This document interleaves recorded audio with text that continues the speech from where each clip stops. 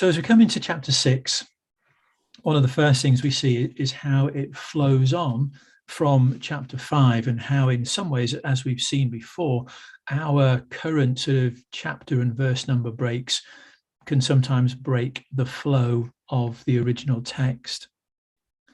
And we see this statute of laws is again impressed upon Israel, and they come with that reminder: you can't call yourself a child of God if you're not prepared or willing to put him first in and over everything.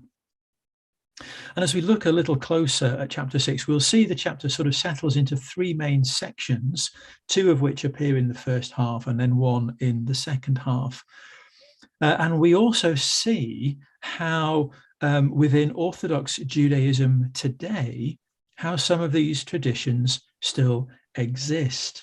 And as the chapter closed, and we saw this conversation in the future when your son asks you, that's in verse 20, we see how in the Orthodox Jews, as they share the Passover meal today, then the youngest child, the youngest male child, asks this question, and the adult child, the adult male, the father, responds. And this is almost repeated verbatim within the Passover meals today. And so let's have a quick look at these sort of the first of these main themes. And in verses 1 to 9, the first one we see is what we might call permanent reminders. Also, it gives us what is in sort of Judaism is called the Shema, and that's in verse 4. Hear, O Israel, the Lord our God, the Lord is one. Love the Lord your God with all your heart, with all your soul, and with all your strength. The Lord is one. Love the Lord with your whole being. Now, God being one is important, both for Israel and for Christianity. The sort of the technical term for that is monotheism. It was and still is the understanding that Yahweh alone is God. He and only he is the creator and sustainer of all things. Now, I use he and sort of the male term, but want to stress that throughout the whole of Scripture, both masculine and feminine words are used to describe God.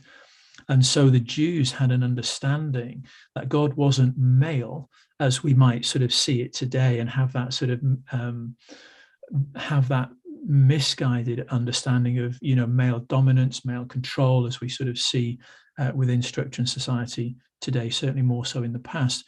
But God is both male and female. And so it's God and God alone who was to be the focus and the attention of their worship.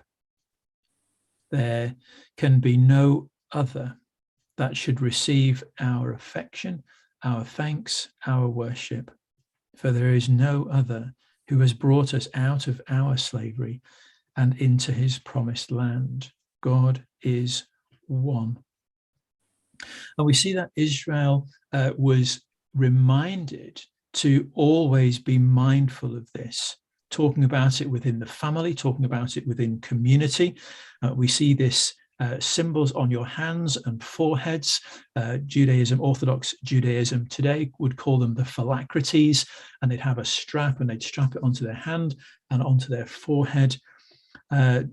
Put it on your door frames and your gateposts, again, the mezuzah.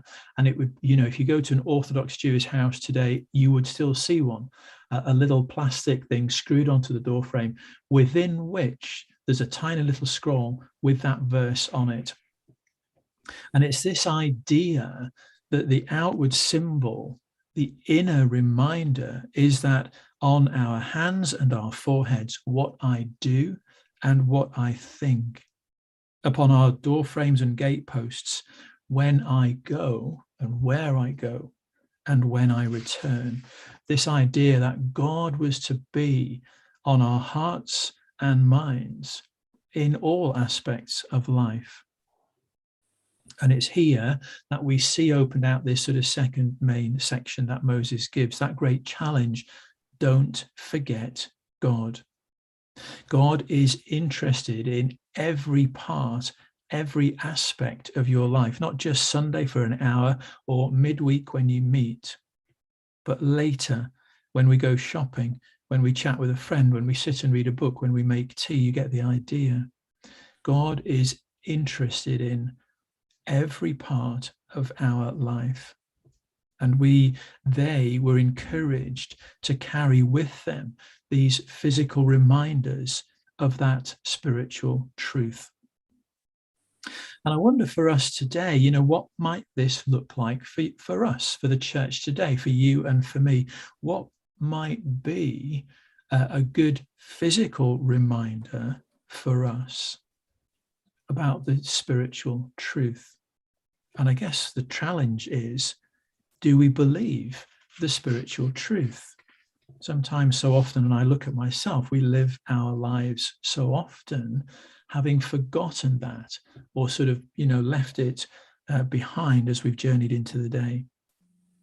So those are the first two sort of overarching themes. And then the third comes in the second half of the chapter, verses 10 to 25. And it's that call to devotion, not drifting away from God.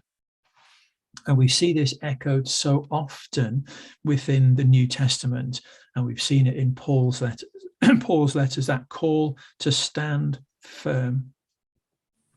When God's blessings are realized, when we find we have abundant provision, when we find we have all that we need, don't become forgetful, conceited, arrogant. Don't start to say, look at how well I've done for myself. Look at all the things I've amassed.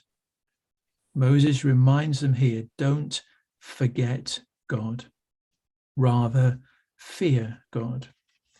And this idea of fearing God is not a sort of hide behind the sofa scary movie type fear. It's a wow, amazing, awesome. Look at that type fear, a fear that draws us to and not drives us from God, if that makes sense. It's a call, as we see here in chapter 6, to recognize everything comes from God. And it's a call to trust him and not to test him by thinking, well, God has said, so let's see if he can do this or that for selfish reasons. It's not imposing our own criteria or conditions, expecting God to respond to our own demands. In effect, because when we do that, it's a turning of the tables. It makes God dance to our tune. And Moses in chapter 6 refers to that sort of issue. It's in Exodus 17 at Massa, where the Israelites were grumbling about God's provision, and they demanded this and they demanded that.